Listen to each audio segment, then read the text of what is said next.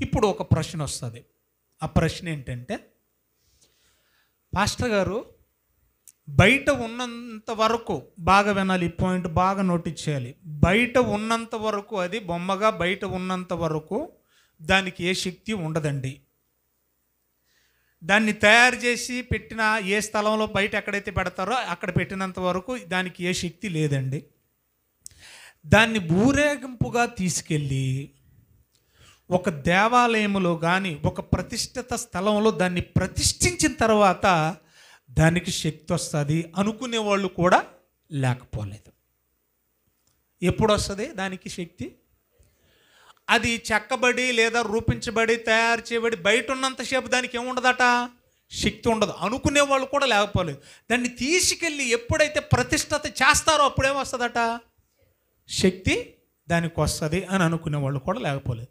దానికి బైబిల్ ఏం చెబుతుందో ఒకసారి బైబిల్ని చూద్దాం. ఒక 5 సందర్భాలు చెప్తే జాగ్రత్తగా నోటీస్ చేసుకోండి.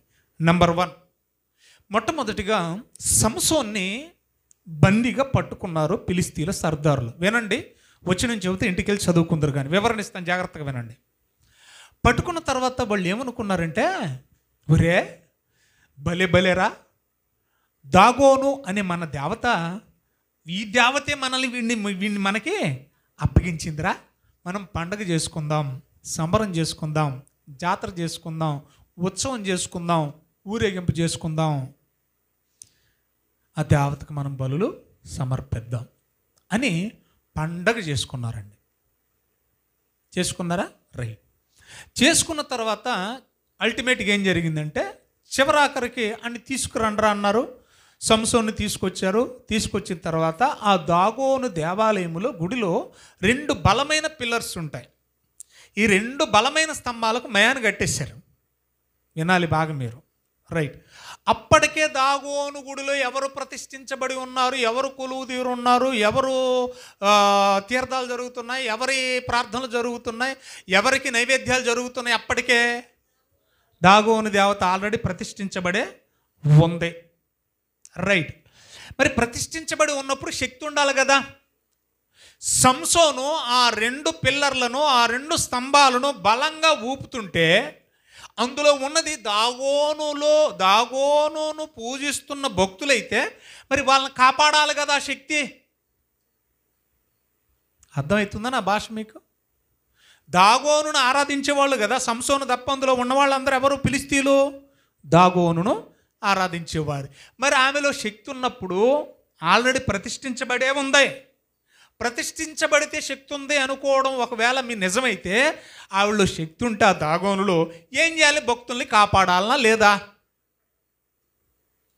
మరి ఏమయ్యారు అంటే ఉందా? సందర్భాన్ని ఒకసారి చదువుదాం అందరూ. న్యాయాధిపతుల గ్రంథం 16వ అధ్యాయం. న్యాయాధిపతుల గ్రంథం జస్ట్ హింట్ ఇచ్చి ముందుకెళ్తాను. 16వ అధ్యాయం 23వ వచనం చదవండి. అమ్మ దయచేసి బైబిల్ని చూడండి, అన్నయ్యని చూడొద్దు. ఒకవేళ ఇంకా మీకు ఏమన్నా తెలిస్తే నాకు చెప్పండి, నేను నేర్చుకుంటాను, తప్పు లేదు. తీసారా? అందరూ బైబిల్లో పంచేయండి. 16వ అధ్యాయం 23వ వచనం న్యాయాధిపతుల గ్రంథం. ఫిలిష్తీయుల సర్దారులు ఏమనుకుంటున్నారు చూడండి, వాళ్ళు మన దేవత అంట. దేవత అంటే ఏంటో ఆల్రెడీ విన్నారు కదా మీరు. ఏంటది? విగ్రహము, ప్రతిమ, వస్తువు, శిల, శిల్పం, దెయ్యం. అకార్డింగ్ టు బైబిల్ అండి. మన దేవత మన శత్రువైన సంసోనును ఎవరు అప్పగించారనుకుంటున్నారు వాళ్ళు? ఎలాగ అప్పగిస్తుందండి? అసలు అది కదలదు మెదలదు కదా. ఇప్పుడు చదువుకున్న వాక్యాలను బట్టి దానికి అసలు శక్తే లేదు. నీకు అప్పగించడం ఏంటి? దానికి శక్తే లేదు కదా, నీకు ఎలాగ అప్పగిస్తుంది? వాళ్ళు అనుకుంటున్నారు దానికి ఏదో శక్తి ఉందని, వాళ్ళు అనుకుంటున్నారు, కానీ వాస్తవంగా దానిలో ఏ శక్తి ప్రతిష్ఠించినా కూడా శక్తి ఉండదు. వాళ్ళు ఉందని వాళ్ళు అనుకుంటున్నారు. వాళ్ళు బుద్ధిహీన తప్ప మరి ఏమీ కాదు. మనకు అప్పగించిందని చెప్పుకొని తమ దేవత అయిన దాగోను మహాబలి, దాగోనికి ఏం చేయాలనుకుంటున్నారు? మహాబలి అర్పించుటకు పండగ చేసుకుందాం రండి అనుకున్నారు. చివరాఖరికి ఏం జరిగిందో ఇంక మీరు ఇంటికి వెళ్ళి ఆ అధ్యాయం అంతా చదవండి. ఏమండి ఏం చేశాడు సంసోను? రావడం, ఆ 2 స్తంభాల మధ్య అతను ఉంచడం, స్త్రీలు కానీ పురుషులు కానీ అందరూ ఆయన బ్రతుకున్నప్పుడు చంపబడిన మనుషుల సంఖ్య కంటే ఆ రోజు ఒక్కరోజే దాగోను గుడిలో చచ్చిపోయిన వారి సంఖ్య ఎక్కువ అన్నాడు. మరి ప్రతిష్ఠించినప్పుడు శక్తి ఉంటుందంటే ఆ శక్తి ఉంటే వాళ్ళ భక్తుల్ని రక్షించుకోవచ్చుగా. శక్తి లేదు. క్లియర్. మరొక సందర్భాన్ని చెప్తాను చూడండి. ఇదే దాగోను గుడి, ఏమండి, ఇదే దాగోను గుడిలో ఇంకొక సందర్భం చెప్తాను. సమూయేలు మొదటి గ్రంథం 15వ అధ్యాయం. సమూయేలు మొదటి గ్రంథం 15వ అధ్యాయము 1 నుండి 12 వచనాల వరకు నేను చదువుతాను. దయచేసి అందరూ చూడండి. ఏమండి, సమూయేలు మొదటి గ్రంథం 5వ అధ్యాయము మన్నించండి, 5వ అధ్యాయము, సమూయేలు మొదటి గ్రంథం 5వ అధ్యాయము మొదటి నుంచి కొన్ని వచనాలు నేను చదువుతానండి. ఫిలిష్తీయులు దేవుని మందసాన్ని తీసుకెళ్ళి, ఎవరు తీసుకెళ్ళింది? ఎవరు? ఫిలిష్తీయులు. మందసం ఎవరిది? ఇశ్రాయేలీల దేవుడిది. తీసుకెళ్ళింది శత్రువులు ఎవరు? మాట్లాడండి అమ్మా. ఫిలిష్తీయులు. మందసం ఫిలిష్తీయులా ఇశ్రాయేలీలా? ఇప్పుడు ఇశ్రాయేలీల మందసాన్ని, దేవుని మందసాన్ని ఎవరు తీసుకెళ్లారు? ఫిలిష్తీయులు తీసుకెళ్ళి ఎక్కడ పెట్టుకున్నారు? ఇందాక చెప్పాను కదా, దాగోను ఎవరి దేవత? అదే మ్యాటరు. అదే దేవత గుడిలోకి తీసుకెళ్ళి పెట్టారు. ఆల్రెడీ దాగోను గుడిలో ఆ దేవతను ప్రతిష్ఠించే ఉంచారు. ప్రతిష్ఠిస్తే అందులోకి శక్తి వస్తుందంటే మరి ఇక్కడ కూడా ప్రతిష్ఠించబడే ఉంది ఆల్రెడీ. ఏమండి, ప్రతిష్ఠించబడి ఉన్న ఆ దేవాలయంలోకి, ఆ దాగోను అమ్మవారి దగ్గరికి ఈ మందసాన్ని, దేవుని మందసాన్ని తీసుకెళ్ళి ఎదురుగా పెట్టారంట. అంతే, ఎదురుగా పెట్టారంట. అయితే ఏమైందో చూడండి. మరునారు అష్టోదు వారు అంటే అష్టోదు అనే ఊరివారు, అష్టోదు అనేది ఊరది. అష్టోదు అనే ఊరు వాళ్ళందరూ తెల్లవారగానే వచ్చి చూశారంట. ఇంతకీ మందసం ఉందా, ఎవరన్నా ఎత్తకెళ్ళిపోయారా అని. తెల్లవారి ప్రాతకాలం అని రాశాడు చూడండి, ప్రాతకాలమున అన్నాడు. తెల్లవారగానే లేవగా వచ్చి చూశారట. చూసేసరికి యెహోవా మందసము ఎదుట నేలన బోర్లబడి ఉండెను గనుక. ఏం బోర్లబడింది? మందసమా దాగోను దేవత? అదేంటి అంటే శక్తి ఉండి బోర్ల పడిపోయిందా ఏంటి? ఏమ్మా, శక్తి ఉండి బోర్ల పడింది అనుకుంటున్నారేంటి? కాదు. చూడండి దయచేసి. యెహోవా మందసం ఎదుట నేలనేది ఏమై ఉంది? బోర్ల పడి ఉంది. దేవుడి దాన్ని బోర్ల పడగొట్టాడు. పడగొడితే పడిపోదేటి మరి. కనుక వారు దాగోనును లేవనెత్తి వాని స్థానమందు మరలా ఉంచారంట. ఇప్పుడు ఏం పగిలిపోలా, కాళ్ళు చేతులు తలక ఏం బదలాసిపోలే, బోర్లో పడి ఉంది. మళ్ళీ తిరిగి దాన్ని ఏం చేశారు? యథాస్థానం నుంచి మరలా రెండో రోజు వచ్చి మరలా చెక్ చేస్తున్నారట. మరలా రెండో రోజు వచ్చి, ఏమండి నిన్నేం పడిపోయింది కదా, బోర్ల పడింది కదా అని చెప్పి రెండో రోజు వచ్చి మరునాడు మరలా ఉదయాన్నే మళ్ళీ వచ్చి ఏం చేస్తున్నారు వాళ్ళు? చూశారంట. చూస్తే ఏమైందట? ఈసారి కూడా బోర్లో పడి ఉందట. దాగోను యొక్క తల 2 అరచేతులు తెగవేయబడి గడప దగ్గర పడున్నాయి. ఏమేం పోయినాయి ఇప్పుడు? ఏమ్మా, మరి శక్తి ఉంటే తలకాయ నరుకుతుంటే ఏం చేస్తుంది? శక్తి ఉంటే చేతులు నరుగుతుంటే ఏం చేస్తుంది? మరి అక్కడ ఏదో ప్రతిష్ఠిస్తే శక్తి వస్తుందంటే, అక్కడ తీసుకెళ్ళి ప్రతిష్ఠత చేస్తే శక్తి వస్తుందంటే, మరి నరికేస్తుంటే ఏం చేసింది? తల నరకబడింది, చేతులు కూడా నరకబడ్డాయి. తర్వాత ఇంటికి వెళ్ళి చదువుకోండి 12వ వచనం వరకు. తర్వాత అయ్యి బాబోయ్ ఎక్కడుంటే ఏదో జరిగిపోతుంది అని చెప్పేసి గడ్డలు వచ్చేసాట. రోగం రప్పించేసాడంటే దేవుడు. అష్టోదు వారికి ఏం రప్పించేసాడట దేవుడు? ఏమండి, గడ్డల రోగాలు వచ్చేసాయంట. వాళ్ళ రహస్య స్థలాలన్నింటిలో సెగ్గడ్డలు వచ్చేసాయట. సితికిపోతున్నాయి అంటే ఇంత లావున అయిపోయి దెబ్బ తట్టుకోలేక అరుపులు కేకలు దండం పెట్టేసి ఫిలిష్తీయులకి వెంటనే ఏం చేశారో తెలుసా? ఒరే, ఇది మన దగ్గర ఉంటే చాలా ప్రమాదం, కాబట్టి తీసుకెళ్ళి ఎక్కడ పడేయండి అన్నారు? గాతులో పడేయండి అన్నారు. అష్టోదులో ఉంది. అష్టోదులో ఉన్నదాన్ని తీసుకెళ్ళి ఏం చేశారు? దేవుని మందసాన్ని గాతులో పడేశారు. గాతులో పడేస్తే గాతులో కూడా అలాగే జరిగింది. వాళ్ళు కూడా ఏడ్చేసి బాబాయ్ మా దగ్గర వద్దని చెప్పేసి ఎక్రోనుకు పంపించారు. ఎక్రోనికి ఎంటర్ కాకముందు వాళ్ళు కేకలేసారంట. ఎందుకంటే ఆల్రెడీ ఇన్ఫర్మేషన్ పాస్ అయిపోయింది, న్యూస్ మీడియాకి వచ్చేసింది. అయ్యి బాబోయ్ అష్టోదులో సెగ్గడ్డలు చచ్చిపోయారు, ఆ తర్వాత గాతులో సెగ్గడ్డలు చచ్చిపోయారు, ఏటి మా ఊరికి పంపించేస్తున్నారు, మమ్మల్ని చంపేద్దామనే దండం పెట్టేశారట. అర్థమైంది మీకు? పవర్ మందసంలో ఉందా? లేదంటే దాగోను బొమ్మలో ఉందా? ఆలోచించండి ప్రియులరా. దేవుని శక్తి అది అర్థం కావట్లేదు చాలామందికి. చివరాఖరికి ఏం చేశారో తెలుసా? అందరు కలిసి దండం పెట్టేసి తీసుకెళ్ళి ఇశ్రాయేలీయులకి అప్పగించేశారు. 12వ వచనం చివరి అదే రాయబడింది. ఆ మాట చదవండి దయచేసి. చావక మిగిలి ఉన్నవారు, చచ్చిన వాళ్ళు ఎలాగ చచ్చారులేండి, గడ్డల రోగము చేత మొత్తబడి ఉండిరి. ఆ పట్టణస్థులు కేకలు ఆకాశమునకు వినబడిన. 11వ వచనం కాగా జనులు ఫిలిష్తీయుల సర్దారులు అందరూ పిలిచి ఏకంగా మీటింగ్ చేసుకొని, ఇశ్రాయేలీయుల దేవుని మందసాన్ని తిరిగి మనల్ని చంపకుండా ఉండినట్లు స్వస్థలానికి పంపించేద్దామని తిరిగి మరల ఎవరికి ఇచ్చారు? ఇజ్రాయేల్ దగ్గరికి పంపించారు. ప్రతిష్ఠిస్తే శక్తి వస్తే మరి ఏది మూడో సందర్భాన్ని 2 చెప్పాను. 1 సంసోను సందర్భంలో, 2 అష్టోదులోను, తర్వాత గాతులోను, తర్వాత ఎక్రోనులోను జరిగిన సంభవాలు. 3వ సందర్భాన్ని చెప్తాను, జాగ్రత్తగా వినండి. రాజుల మొదటి గ్రంథం రాసుకోండి, చదవద్దు. 18వ అధ్యాయము, రాజుల మొదటి గ్రంథం 18వ అధ్యాయము. జాగ్రత్తగా చూడండి, కొంచెం టైం అయినా పర్లేదు, ఈరోజు ముగించేస్తాను, ఇక నేను విస్తరించి మాట్లాడను. తీసారా? రాజుల మొదటి గ్రంథం 18, 25 నుంచి 29 వరకు రాసుకోండి. ఇక్కడ కూడా ఆల్రెడీ 2 దేవతలు కనపడుతున్నాయి. అవి ఆల్రెడీ ప్రతిష్ఠించబడ్డవే.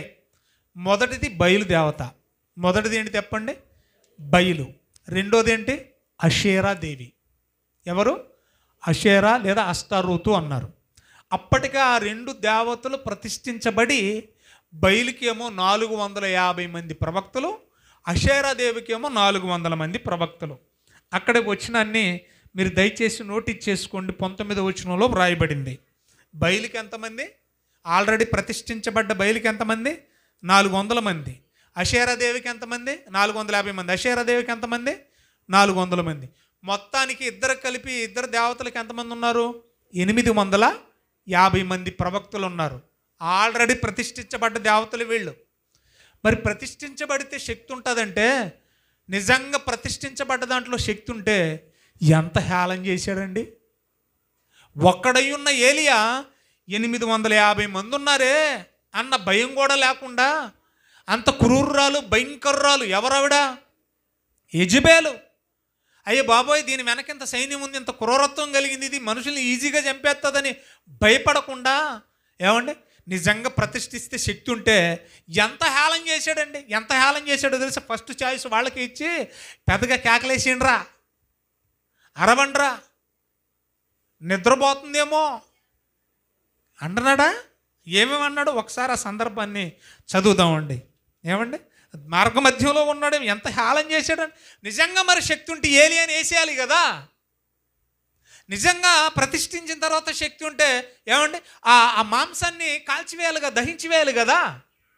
ఆ ఎద్దు మాంసాన్ని, వధించబడిన ఎద్దు మాంసాన్ని దహించాలి కదా. ప్రతిష్ఠిస్తే శక్తి వస్తుంది అనుకోవడం అమాయకత్వం అండి. మరి ఉంటే రావాలిగా.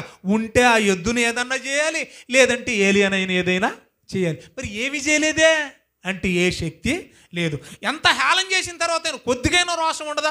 మనిషికి సీమునెత్తురు ఉంటుందండి, మనిషికి ఉన్న రోషం కూడా లేదా ఆ శక్తికి? ఏమని హేళన చేశాడో మీరే చూడండి ప్రియులారా. రాజుల మొదటి గ్రంథం 18వ అధ్యాయం తీశారా? ఈ చదవండి దయచేసి ఆ సందర్భాన్ని.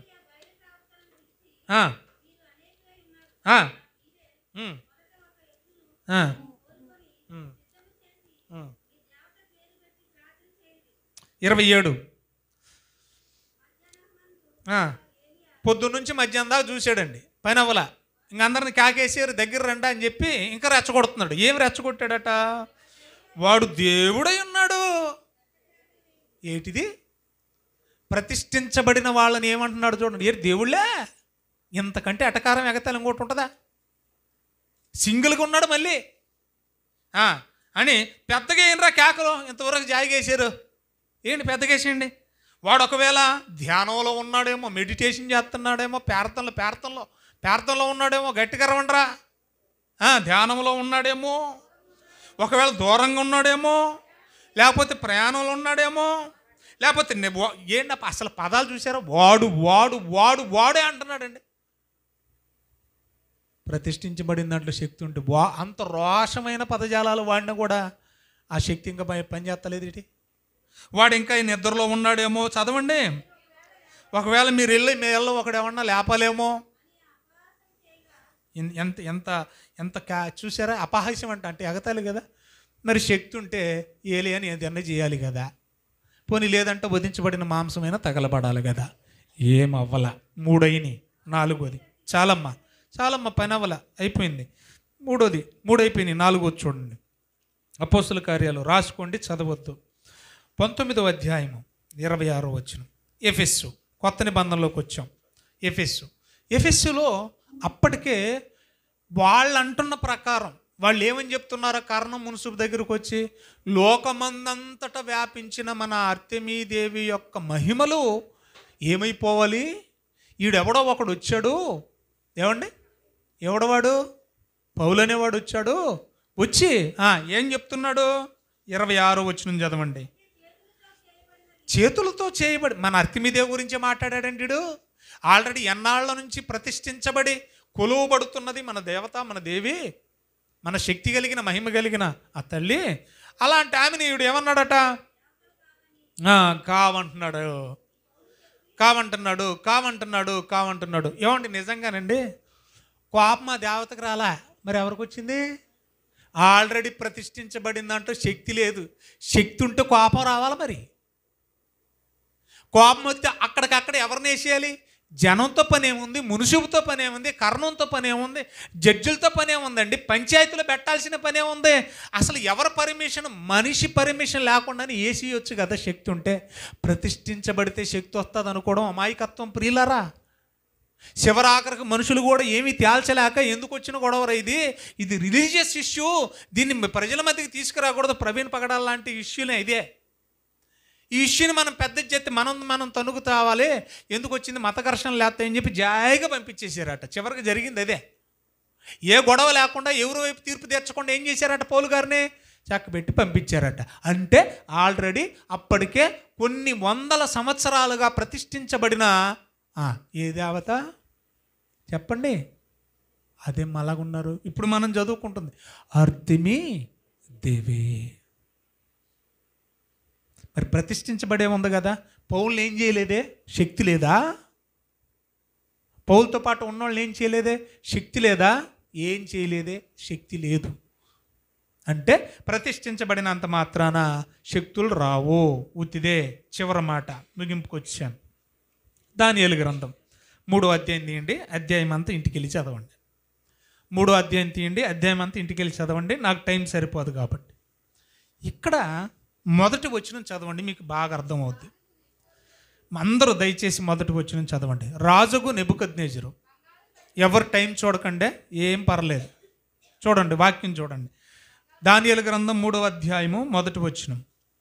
ఎవరట? రాజుకు, ప్రపంచాన్ని పరిపాలించే చక్రవర్తిగా. ఏం చేశాడట? బంగారు ప్రతిమ. నోటిచ్చేయండి ఆ పదాన్ని. ఏంటది?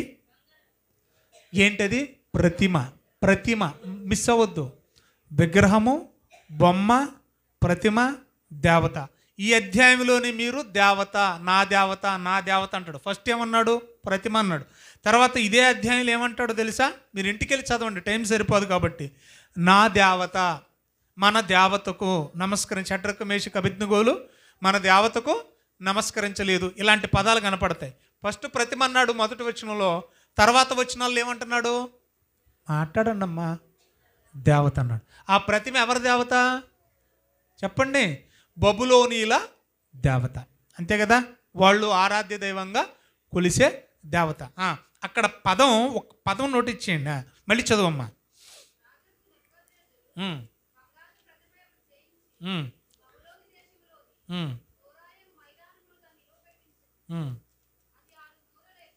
అక్కడ ఒక పదం కనపడుతుంది చూడండి. దేనికోసం దూరా అనే ఒక మైదానంలో తీసుకొచ్చారు. అది ఎక్కడో తయారు చేశారు, ఒక మైదానానికి తీసుకొచ్చారు. దేనికోసం తీసుకొచ్చారు? నాకు ఆ పదం కావాలి. అసలు మన కంటెంట్ ఏంటి? అసలు మనం దేని గురించి మాట్లాడుకుంటున్నాం? బయట ఉన్నంత వరకు శక్తి ఉండదండి. ప్రతిష్ఠిత చేస్తే ఏమవుతుంది దాంట్లోకి అనుకుంటున్నారు కదా. దాని గురించి అక్కడ పదం చూడండి. ఏం చేయడానికి అక్కడికి తీసుకొచ్చారంట?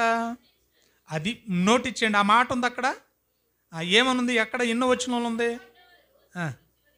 మొదటి వచనంలోని చివరిలో ఉండదు చూడండి. రెండో వచనంలో చివరి ఉంటుంది చూడండి. దాన్ని నిలువబెట్టించి ప్రతిమ యొక్క ప్రతిష్టతకు రప్పించుటకు దూతలను పంపగా. రైట్. ఇంకా నా వైపు చూడండి. టోటల్గా దాన్ని తీసుకొచ్చారా ఒక మైదానంలోకి? ఎందుకు తీసుకొచ్చారు? ప్రతిష్ఠించడానికి. ప్రతిష్ఠించారా లేదా? ఇంచారు. ప్రతిష్ఠించిన తర్వాతే కదా అందరూ సాష్టాంగపడి నమస్కారం చేశారు. ప్రతిష్ఠత అయిపోయిన తర్వాతే కదా అందరూ సాష్టాంగపడి నమస్కారం చేశారు. రైట్. మరి ప్రతిష్ఠించిన తర్వాత శక్తి రావాలి కదా? రావాలా లేదా? రావాలి. మరి వచ్చిందా? నమస్కారం చేయని వాళ్ళు 3 కనపడ్డారట. ఎవరు వాళ్ళు? షడ్రకు, మేషకు, అబేద్నెగో. ఈ మ్యాటర్ తీసుకెళ్ళి మనం నిలువ పెట్టించిన దేవతకు వీళ్ళు నమస్కారం చేయలేదండి అని రాజుకు చెబితే ఆయన కోపం వచ్చేసిందట. తీసుకెళ్ళి ఎక్కడ పడేశారు అమ్మా? అగ్నిగోళంలో పడేశారు. మరి నిజంగా శక్తి ఉంటే ఆ అగ్నిలో కాల్చబడాలిగా. శక్తి మన దేవుడికి ఉందా లేదంటే ప్రతిష్ఠించబడిన బొమ్మకుందా? ఆ బొమ్మలో ఏ శక్తి లేదు. పైపెచ్చు చిత్రం ఏంటో తెలుసా? ఆ శక్తిని ఆరాధిస్తున్న ప్రభుత్వ పాలనలో ఉన్నోళ్లే కాలిపోయారు. షద్రకు, మేషకు, అబేద్నెగోలకి ఏమవ్వాలా? వేయడానికి వెళ్ళినోళ్ళు ఏమయ్యారు? కాలిపోయారు. అర్థమవుతుందా నా భాష మీకు? మరి శక్తి ఉన్నప్పుడు, ప్రతిష్ఠించబడిన దాంట్లో శక్తి ఉంటే మరి వాళ్ళనైనా రక్షించాలి కదా. వీళ్ళ కూడా వదిలేయండి. చివరాఖరికి ఏం స్టేట్మెంట్ ఇచ్చారో నెబుకద్నెజరు చదవండి. 4వ అధ్యాయం 37వ వచనం. 4వ అధ్యాయం 37వ వచనం. 4వ అధ్యాయం 37వ వచనం. ఇలాగు నెబుకద్నెజరును ఇప్పుడు వచ్చాడు దారిలోకి. ఇప్పుడు దారిలోకి వచ్చాడండి. అయ్యి బాబోయ్, వేసినోళ్ళు కాలిపోయారు, కానీ వీళ్ళ తల వెంట్రుకల్లో ఒకటైనా ఏమవ్వలేదే. వాసన కూడా పరీక్ష చేయించాడంట పిలిపించి. ఏమండి? పరీక్ష చేయించాడంట, కానీ ఎక్కడ కమురు వాసన కూడా రాలేదంట. ఇప్పుడు బుద్ధి వచ్చి ఏమంటున్నాడు చూడండి. నేను ఏ రాజు? పరలోకపు రాజు యొక్క కార్యములన్నీ సత్యములను ఆయన మార్గములు న్యాయములనై ఉన్నవి మరి ఉన్నవనియు గర్వముతో నటించు వారిని ఆయన అనపశక్తుడనియు ఆయనను స్తుతించుచు కొనియాడుచు గణపరుచుచున్నాను. ఇప్పుడు ఎవరిని వదిలేశాడు? ఆవిడ శక్తి ఉంటే మరి ఆవిడని పట్టుకుని ఏలకాడాలిగా. రాజు అంతటి వాడు ఏం చేశాడో తెలుసా? ఆ దేవుణ్ణి స్తుతిస్తూ ఆ దేవుణ్ణి గణపరుస్తూ శాసనం కూడా చేశాడు. ఏమని శాసనం చేశాడు? 3వ అధ్యాయము 28వ వచనం. నెబుకద్నెజరు, షద్రకు, మేషకు, అబేద్నెగో అని వీరి దేవుడు పూజార్హుడు. నేను నిలువబెట్టించిన దీంట్లో, నేను ప్రతిష్ఠించిన దీంట్లో ఏ శక్తి లేదు. వీళ్ళ దేవుడే పూజార్హుడు. తన దూత నంపించి తన్ను ఆశ్రయించిన దాసులను రక్షించెను. మరి నువ్వు నిలబెట్టించింది రక్షించలేకపోయాను. వారు తమ దేవునికి గాక మరి ఏ దేవునికి నమస్కరింపకయు మరి ఏ దేవుని సేవింపకయు ఉందుమని తమ దేహములను నిప్పుకు అప్పగించారు. కానీ రాజు ఆజ్ఞాపించిన ఆజ్ఞ కూడా వ్యర్థమైంది కాగా ఇప్పుడు నేను ఒక శాసనం చేస్తున్నాను. ఈ విధముగా రక్షింపగల సమర్థుడగు దేవుడు మరి ఏ దేవుడు లేడు. కాగా ఏ జనుల్లో కానీ, ఏ రాష్ట్రంలో కానీ, ఏ దేశంలో కానీ, ఏ భాష మాట్లాడేవాడైనా సరే షద్రకు, మేషకు, అబేద్నెగో అని వారి దేవుణ్ణి ఎవరు దూషించినా వాడు తుత్తునీలుగా చేయబడును. వాని ఇల్లు ఎప్పుడూ పెంట కుప్పగా ఉండును అని సంస్థానంలో వాళ్ళకు గొప్ప పోస్టులు ఇచ్చాడట. ఇంతవరకు సమాప్తం. ఏం సమాప్తం? బయట ఉండగా శక్తి ఉండదంటే ఏమంటే తీసుకొచ్చి లోపలెట్టి దానికి పూజలు, పునస్కారాలు, నమస్కారాలు చేస్తే శక్తి వస్తుందండి అని అంటే మరి వచ్చినట్టు ఎక్కడ బైబిల్లో కనపడలా. మరి వచ్చిందా? ఎక్కడ పెట్టిన దానికి శక్తి ఉండదు. ఇప్పుడు అస్సలు పాయింట్ ఏంటంటే మరి ఉండదు. పాపం ఎప్పుడవుతుందండి బైబిల్లో? మరి విగ్రహారాధన చేయరాదు, విగ్రహాలకు అర్పించింది తినకూడదు. ఈ మధ్య ఇదే కదా మీకు వివరణ ఇవ్వడానికి, బయట వాళ్ళకి నాకు అక్కర్లేదు, ముందు మీకు అర్థమైతే చాలు నాకు. దీని గురించి పెద్ద దెబ్బలాట్లు అయిపోతున్నాయి కదా. మరి బైబిల్లో ఉన్నాయి కదండి, ఈజిబోయేలు బోధది, విగ్రహాలకు అర్పించింది తినమని, విగ్రహాలకు అర్పించింది తినొద్దని, ఇలాంటి బోధల గురించి రకరకాల భిన్నాభిప్రాయాలు వచ్చాయి కదా. అల్టిమేట్ ఆన్సర్ చెప్తున్నాను, మీరు రాసి పెట్టుకోండి. ఒకటి క్లియర్ అయింది, రెండు క్లియర్ అయినాయి. ఒకటి, విగ్రహానికి ఏ శక్తి లేదు, బయట ఉండగా ఉండదు, తీసుకొచ్చి ప్రతిష్ఠించగా కూడా ఉండదు, క్లియర్ అయిపోతుంది. విగ్రహారాధన విషయంలో దేవుడికి ఎప్పుడు కోపం వస్తుంది, ఎప్పుడు అది పాపం అవుద్దంటే, విగ్రహారాధన విషయంలో మనం ఏం చేస్తే పాపం, ఏం చేస్తే పాపం, దేవుడికి ఏం చేస్తే కోపం, ఈ రెండు క్లియర్ అయిపోవాలి. ఇప్పుడు మనం విగ్రహారాధన విషయంలో నోట్ ఇచ్చేయండి. ఏం చేస్తే పాపం, ఇది కావాలి మనకి. తింటే పాపమా, ఉంటే పాపమా, అవి కాదు. ఏం చేస్తే పాపం ఒకటి, ఏం చేస్తే దేవుడికి కోపం వస్తుంది, ఈ రెండు విషయాలు తేలాలి. మనం ఏం చేస్తే పాపం అనేది మొట్టమొదట గమనించాలి. ఏం చేస్తే పాపం అంటే ఫస్ట్ పాయింట్, యోనా గ్రంథం నేను ఆల్రెడీ చెప్పాను, 2వ అధ్యాయం 8వ వచనం చూడండి, ముగిచ్చేస్తున్నాను ఇక. యోనా గ్రంథం 2వ అధ్యాయము తీసారా, 8వ వచనం చదువుమా. యోనా గ్రంథం 2:8 అమ్మగారు.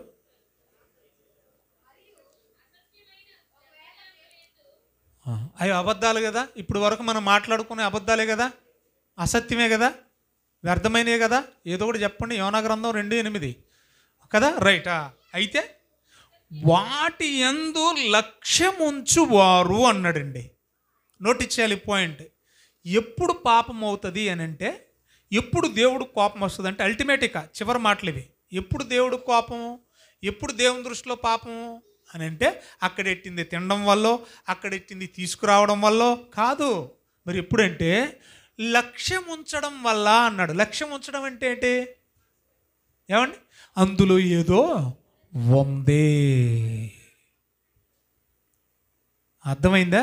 అందులో ఏమీ లేదు అని దేవుడు చెప్పాక కూడా, అది ఒట్టిదని చెప్పాక కూడా, అందులో ఏదో ఉంది అనడమే, అనుకోవడమే ఏంటి చెప్పండి? పాపం. ఒకటి. ఇంకా కొంచెం ముందుకు వెళ్దాం. అపోస్తుల కార్యాలు 17వ అధ్యాయము పౌలు గారు ఏం చెప్పారో చూడండి. పాపం అంటే ఏంటి? అక్కడ ఎట్టింది తినడమా, అక్కడ కోసింది తినడమా, పలహారం పుచ్చుకోవడమా? ఏమన్నాడు చూడండి. 17వ అధ్యాయం 29వ వచనం. చాలా ఇన్ఫర్మేషన్ ఇచ్చాను దాదాపు మీకు నేను. 17వ అధ్యాయం 29వ వచనం అపోస్తుల కార్యాలు పౌలు గారు ఏమంటున్నారు చూడండి. కాబట్టి మనము దేవుని సంతానమై ఉండి మనుషులు తయారు చేసిన బంగారమునైనను, వెండినైనను, రాతినైనను, నోటిచ్చాలి అక్కడ. ఈ తయారు చేయబడిన బొమ్మల్లో దైవత్వము ఉన్నదని ఏదో శక్తి ఉన్నదని తలంచడం పాపం. ఎక్కుతున్నాయా నా మాటలో? సిరాకు వచ్చేస్తుందా? ఏటి పాపం? అక్కడ ఎట్టింది తినడం కాదు, ఆ చేతులతో చేయబడింది బంగారమైన, వెండైన, కర్రైన, రాయైన, ఇంక ఏ లోహమైన చేసిన దానిలో ఏదో ఉందని తలంచడం పాపం. నమస్కారం రా బాబు. వీళ్ళు ఏమన్నాడు మళ్ళీ చూడండి దయచేసి. చూడండి అమ్మా ఏమన్నాడు? దైవత్వం, దేవుని శక్తి, ఏదో శక్తి, అందులో ఏదో ఉందని తలంచకూడదు అన్నాడు. అంటే అర్థం ఏంటి? తలంచడమే పాపం. తినడం పాపం కాదు, నవిలి మింగేయడం పాపం కాదు, తీసుకు తెచ్చుకోవడం పాపం కాదు, అందులో ఏదో ఉందని తలంచడమే పాపం. ఇంకా అయిపోలే. ఇంకా ఏంటి? కొరింథీయులకు రాసిన మొదటి పత్రిక 8వ అధ్యాయము 7వ వచనం. కొరింథీయులకు రాసిన మొదటి పత్రిక తీశారా? 8వ అధ్యాయము 7వ వచనం. అయితే అందరి యందు అందులో ఏదో ఉంది, బయట ఉండగా ఏముండదో తీసుకెళ్ళి ప్రతిష్ఠితి అని ఏదో వస్తుంది, ఇలాంటి తింగర ఆలోచనలు చేస్తామన్నారు. అసలు అది ఒట్టిదిరా నాయన 100 రెఫరెన్సులు చెప్పినా కూడా దేవుని మాటను కొట్టేసి దాని యందు లక్ష్యం ఉంచుతున్నారే. దాని యందు లక్ష్యం ఉంచడమే పాపం, అందులో ఏదో ఉందని తలంచడమే పాపం అని ఇంకా ఏమంటున్నాడు చూడండి. ఈ జ్ఞానం అందరిలో లేదు, కొందరు ఇది వరకు ఏమని ఆలోచించి అందులో ఏదో ఉందని. ఆరాధన ఎప్పుడు చేస్తారు? ఏదో ఉందని నమ్మితేనే చేస్తారు. కాబట్టి ఉందని నమ్మి ఆరాధన చేశారు కనుక తాము భుజించు పదార్థములు ఉన్నది ఏదో శక్తిని నమ్మి ఆరాధన చేసేదానికి ఇయ్యబడినవని ఎంచి భుజించుదురు. ఏమన్నాడు? ఇందాకేమన్నాడు 17వ అధ్యాయంలో? తలంచకూడదు, తలస్తే పాపం. ఇక్కడేమన్నాడు? ఎంచి భుజించుదురు అన్నాడు. అంటే ఇక్కడ ఈ వచనాన్ని బట్టి ఏమర్థం కావాలి మనకి? అందులో ఏదో ఉందని ఎంచకూడదు, అదే పాపం.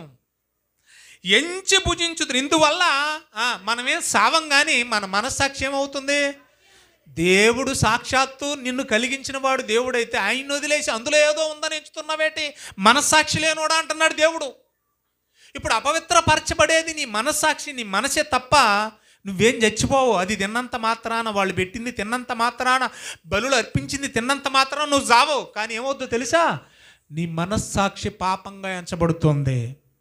వట్టిది వట్టిది వట్టిదని దేవుడు చెప్తుంటే ఏదో ఉందంటున్నావంటే దేవుని మాట కొట్టేస్తున్నావు, అది పాపం. లేదన్నా దేవుడి మాటను కొట్టేస్తున్నావు. ఏదో ఉందని ఎంచుతున్నావంటే లేదన్న దేవుడి మాట ఏం చేస్తున్నావు? నువ్వు కొట్టేస్తున్నావు. ఆజ్ఞ అతిక్రమమే మనస్సాక్షి అపవిత్రం అయిపోతుంది. అందుకే నేను ఎత్తునూరు బాదుకొని ఆ పక్కనే చెప్పాడు. 10వ అధ్యాయం తీయండి, 14వ వచనం ముగించేస్తున్నాను. చివరి వచనం అందరూ చూడాలి, నేను చదువుతాను. చివరి మాట, మొదటిది, వాటిలో ఏ శక్తులు లేవు. రెండోది, బయటున్న ప్రతిష్ఠించినా కూడా ఏ శక్తి రాదు. మూడోది, మరి దేవుని దృష్టిలో మనం ఏం చేస్తే పాపము అని అంటే అందులో ఏదో ఉందనుకోవడమే, తలంచుకోవడమే, ఎంచడమే, లక్ష్యం ఉంచడమే పాపం. ఇంతవరకు క్లియర్ అయిందా? దాని దగ్గర పెట్టి తిన్నంత మాత్రాన కూడా మనమేమి సావం, మనకేమి కాదు. కానీ ఎంచి భుజిస్తే మాత్రం అది పాపం. ఓకేనా? అందులో ఏదో ఉందని భుజిస్తే మాత్రం పాపం, ఉందనుకోవడమే పాపం. క్లియర్? ఇప్పుడు చెప్తున్నాడు చూడండి. ఇక్కడ 2 పడవల మీద కాలేసే వాళ్ళు ఉన్నారు ఇశ్రాయేలీలు. జాగ్రత్తగా నోటీస్ చేయాలి. కొరింథీలో 2 పడవల మీద అంటే అటు లోకానుసారంగా అందులో ఏదో ఉంది, ఇందులో ఏదో ఉందని ఆ పూజలు చేస్తున్నారు, ఇటు దేవుడు కావాలి. రెండు దైవాలను ఆరాధించే విమర్శకులు ఉన్నారు అక్కడ ఆ సంఘంలో. అందుకని ఏం చెప్తున్నాడు తెలిసి, ఈ 2 రకాల మనసులు ఉన్న మనుషులతో చెప్తున్నాడు. కాబట్టి నా ప్రియులారా, విగ్రహారాధనకు దూరంగా బారిపోండి అంటున్నాడు. అంటే ఆల్రెడీ ఆ సంఘంలో ఎవరున్నారు? మాట్లాడండి, చేసేవాళ్ళు ఉన్నారనే కదా. విగ్రహారాధన చేస్తున్నారంటే అర్థం ఏంటి? అందులో ఏదో ఉందని నమ్మే కదా చేస్తున్నారు. అందులో ఏదో ఉందని విగ్రహారాధన చేస్తున్నారు, అలాగని గుడి కూడా మానట్లేదు. వస్తున్నారు, ప్రభు వల్ల ఏం చేస్తున్నారు? మళ్ళీ చేయి వేస్తున్నారు. అందుకని ఏం చెప్తున్నాడు చూడండి. బుద్ధిమంతులతో మాట్లాడినట్టు నేను మీతో మాట్లాడుతున్నాను. నిజంగా మీకు బుద్ధి ఉంటే వినాలా, బుద్ధి లేకపోతే వినక్కర్లేదు. నేను చాలా బుద్ధిగా కూడా చెప్తున్నాను, ర్యాష్గా కూడా చెప్పట్లేదు. పౌలు అంటున్నాడు అన్నమాట, బుద్ధిమంతులతో మాట్లాడినట్టు మాట్లాడుతున్నానయ్యా. ఇక నేను చెప్పిన సంగతి మీరే ఆలోచించండి అని మొదలెట్టి, మనము దీవించు ఆశీర్వచనపు పాత్రలోనిది త్రాగుట క్రీస్తు రక్తములో పాలు పుచ్చుకొనుటే కదా. ఏమండి? మనము విరుచు రొట్టె తినుట క్రీస్తు శరీరములో. ఏమనుకుంటున్నారు? ప్రభు బలలో చేయవేసి ఆషామాష అనుకుంటున్నారా? బయట ఎదవ టీటీలు ఆడొచ్చేసి మళ్ళీ ఇక్కడ ప్రభు బలలో చేస్తున్నారా? అంటే అది చేస్తున్నారు, ఇది చేస్తున్నారా? బుద్ధి ఉందా మీకు? ఇన్ని చెప్పుకుంటూ వచ్చాను, లోకమందు విగ్రహము వట్టిది. ఈయన కూడా వట్టిదని చెప్పేశాడుగా. ఈయన కూడా వట్టిదని చెప్పేశాడు కదండి. 8వ అధ్యాయము తీశారా? చూడండి 4వ వచనంలో, కాబట్టి విగ్రహములకు బలిగా అర్పించిన వాటి విషయము తినుట విషయమా లోకమందు విగ్రహము వట్టిది. అది వట్టిదిరా బాబు, దానిలో ఏ శక్తి లేదని ఈయన కూడా చెప్తే వీళ్ళు ఏం చేస్తున్నారు? అటు దాన్ని ఆరాధిస్తున్నారు, వచ్చి ప్రభు బల్ల చేయి వేస్తున్నారు. అందుకనే బుద్ధిమంతులతో మాట్లాడినట్టు మాట్లాడుతున్నాను. వాస్తవంగా నేనైతే నా బ్యాక్గ్రౌండ్ మంచిది కాదు, అంతే కదా పౌలు చెప్పడం. వాస్తవానికి ఆయన బ్యాక్గ్రౌండ్ మంచిదా? నేను చాలా బుద్ధిగా చెప్తున్నాను రోయ్, జాగ్రత్తగా వినండి అని చెప్తూ, మీకు సిగ్గెక్కడ లేదురా బాబు, బయట చేస్తున్నారు, ఇక్కడికి వచ్చి ఆయన రక్తంలో ఆయన శరీరంలో చేతులు వేస్తున్నారు, అందులో ఏదో ఉందని నమ్ముతున్నారు, ఇక్కడికి వచ్చి మళ్ళా ఇది కావాలంటున్నారు అని చెబుచు 17వ వచనం, మనమందరము ఆ ఒకటే రొట్టెలో పాలు పుచ్చుకొనుచున్నాము, ఆ ఒకటే రొట్టె గనుక అనేకమైన మనము ఒక్క శరీరమై ఉన్నాము. 18 శరీర ప్రకారమైన ఇశ్రాయేలీయులను చూడుడి. బాగా వినాలి, ఎవరి గురించి మాట్లాడుతున్నాడు? ఎంతవరకు ఆ దేవీ దేవతల్లో ఏదో ఉందని, తమ కొరకు బొమ్మలను, దైవాలను, దేవత్వం పోలి ఉన్నదని నమ్మి ఆరాధించిన ఇశ్రాయేలీయుల గురించి మాట్లాడుతున్నాడు ఇక్కడ, అందరి గురించి కాదు. అంటూ బలి అర్పించిన వాటిని తినువారు బలిపీఠముతో పాలివారు కారా అంటే అర్థం ఏంటి? వాళ్ళు ఏదో ఉందని నమ్ము తింటున్నారు, అందుకని పాలి భాగస్తులయ్యారు.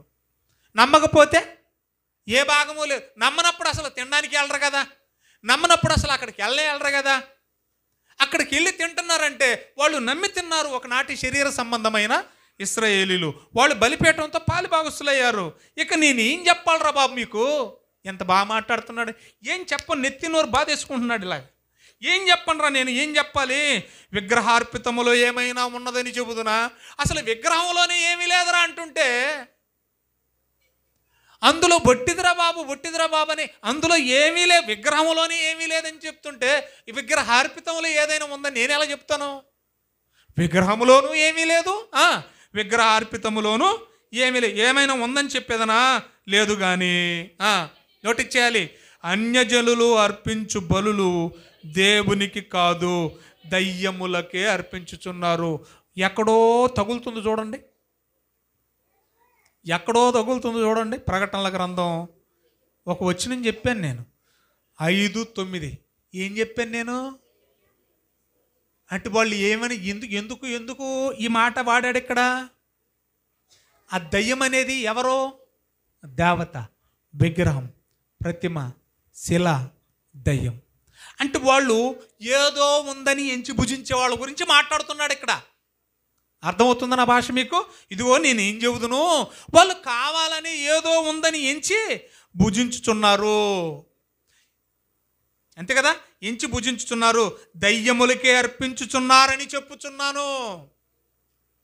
మరి వాడు క్రియేట్ చేసి పెట్టాడు కదా వాళ్ళ మధ్య, మీరు దయ్యములతో పాలివారు ఒకటి నాకు ఇష్టం లేదు, ఎంచి భుజించేవారు లారా, అది కావాలంటున్నారు, ఇది కావాలంటున్నారు, ఉంటే ఇటన్నా ఉండండి, లేకపోతే అటన్నా ఉండండి, వాటితో మీరు పాలివారు ఒకటి నాకు ఇష్టము లేదు, మీరు ప్రభు పాత్రలోనిది ఏదో ఉందని నమ్మి తింటున్న దయ్యం పాత్రలోనిది రెండు తాగనేరరు, రెండు చెయ్యకూడదు. ప్రభు బల్ల మీద ఉన్న దానిలోనూ దయ్యముల బల్ల దాని మీద ఉన్న దానిలో కూడా పాలు పంపులు పొందనేరరు. ప్రభువునకు రోషము పుట్టించుదుమా. చాలండి. ఎప్పుడొస్తుంది దేవుడికి కోపం? ఎప్పుడవుద్ది దేవుని దృష్టిలో పాపం? ఇప్పుడే చదివించాను నేను. ఎప్పుడవుతుంది దేవుని దృష్టిలో పాపం? ఎప్పుడు వస్తుంది దేవుని కోపం? క్లియర్.